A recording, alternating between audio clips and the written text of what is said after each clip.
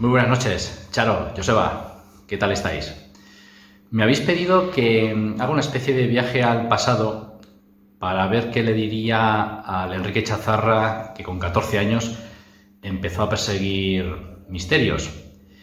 Y la verdad que se me ha ocurrido que os podría contar un par de anécdotas que de alguna manera pues dicen un poco mi actitud y mi forma de ser a la hora de enfrentarme al mundo del misterio, ¿no? Mira, os pongo en antecedentes. Con 14, 15 años, aquí en Vitoria, salió en algunos medios de comunicación, te hablo de los años finales de los 80, salió en algunos medios de comunicación una noticia donde decían que en una iglesia de Vitoria se escuchaban unas respiraciones. Entonces, imaginaros, yo, ansioso de fenómenos paranormales, de misterios, estaba empezando a leer mis primeros libros del mundo del misterio cogidos en la sección de parapsicología de la Biblioteca de Vitoria. Entonces, cogimos las bicis, yo, mi primo y un amigo, también aficionado a estos temas, y nos plantamos en la iglesia de Aldi, ¿no? Una iglesia que estaba en un barrio, por aquel entonces, un poco a las afueras de Vitoria. Entonces nosotros empezamos a hablar con vecinos de la iglesia, donde efectivamente nos decían que sí, que se escuchaban respiraciones, y allí cada uno pues, le daba unas interpretaciones de todo tipo, ¿no? Unos decían que era un milagro, otros decían que era algo diabólico. El caso es que todos coincidían en que se escuchaban esas respiraciones. Nosotros fuimos a la iglesia y tuvimos suerte de que localizamos al párroco de esta iglesia. Entonces, claro, imaginaros, 3 chavalitos con nuestras bicis preguntándole por respiraciones al cura, pues visto con perspectiva, la estampa tenía que ser, vamos, un tanto singular. Y lo que nos confirmó este cura es que efectivamente se escuchaban unas respiraciones, pero luego nos comentó el porqué de estas respiraciones.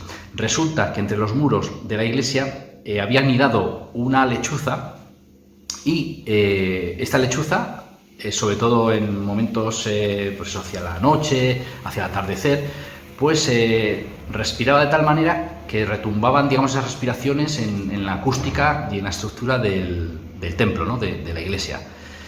Entonces, claro, nosotros, imaginaros que con las ansias esas de misterio que antes os comentaba, nos quedamos un tanto chafados porque nosotros queríamos pues, ser testigos de fenómenos paranormales, queríamos ver fenómenos paranormales.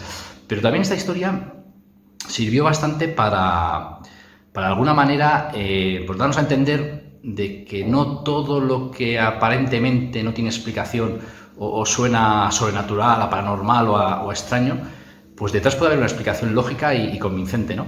Entonces yo creo que este primer caso al que me enfrenté, de alguna manera ha marcado toda mi trayectoria, ¿no? Para bueno, hoy en día ser un escéptico sano, como me gusta decir a mí, ¿no?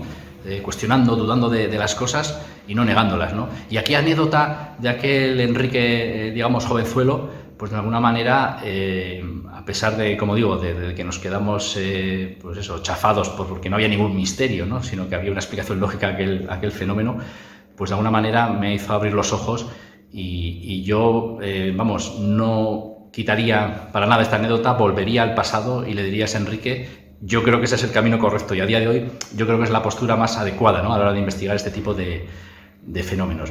No obstante, mi evolución desde aquel caso hasta hoy en día, pues lógicamente en aquellas épocas, cuando uno leía sobre todo los primeros libros de parapsicología, de misterio, pues se lo creía todo, las cosas como son. Es decir, si salía publicado en un libro, tenía que ser verdad. Entonces, con todo ese bagaje de los libros iniciales que uno leía de J.J. Benítez, de Jiménez del Oso, Erich von Däniken, en fin, los clásicos del misterio de aquella época de los 80 y 90, pues al final uno consideraba que todos esos misterios pues que estaban ahí y que eran una realidad, ¿no?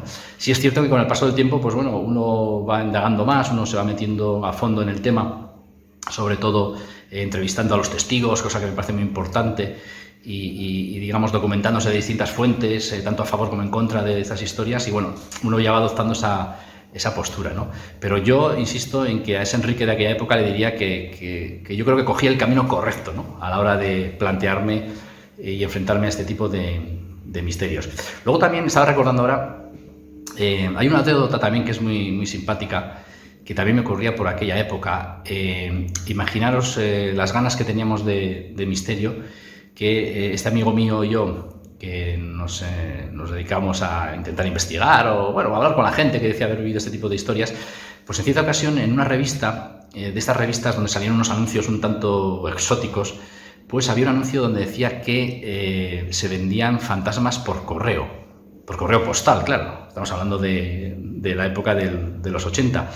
Entonces el anuncio en cuestión decía que si uno pagaba, creo que eran 1.500 pesetas de la época o un precio parecido, pues resulta que le enviaban un fantasma a tu casa y así podrías comprobar la existencia de espectros y de que podían producirse fenómenos paranormales. Entonces, nosotros, a pesar de la juventud, nos podía más el entusiasmo que otra cosa, ¿no?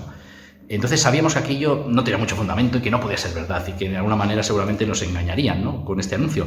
Pero a pesar de eso teníamos esas ganas de saber qué era aquello y por si acaso aquello era verdad, pues bueno, pues vamos a comprobarlo, ¿no? Entonces pedimos el anuncio, o sea, pedimos el fantasma, mejor dicho, a través del anuncio. Al cabo de unos días recibimos un sobre, en su interior había una bolsa precintada aparentemente vacía.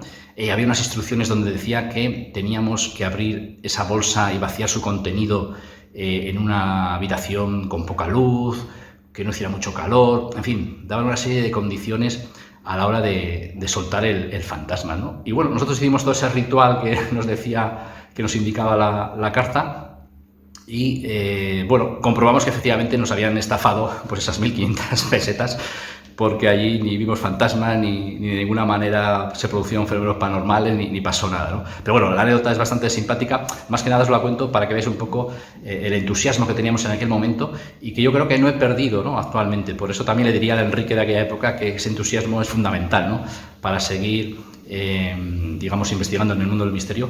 A pesar de una actitud más crítica y una actitud más escéptica, yo creo que es fundamental no perder ese entusiasmo, ¿no? Entonces, de alguna manera, con estas anécdotas que os estoy contando, para que os hagáis una idea un poco de la evolución, ¿no?, que he ido teniendo, que realmente no ha habido ningún giro drástico, sino al contrario, he mantenido esas ganas de investigar en una postura que yo creo que es la más adecuada a la hora de investigar este tipo de temas. Así que, resumiendo un poco todo esto que os estoy comentando, bueno, ese viaje al pasado sería para decirle al Enrique de 14, 15 años que bueno, que de alguna manera continúe por esa senda, ¿no?, que comenzaba y que yo creo que es la más adecuada para llegar hasta donde he llegado y de alguna manera, pues bueno, divulgar e investigar este tipo de temáticas. Así que bueno, después de todo esto, Charo, Joseba, muchas gracias y un fuerte abrazo a todos.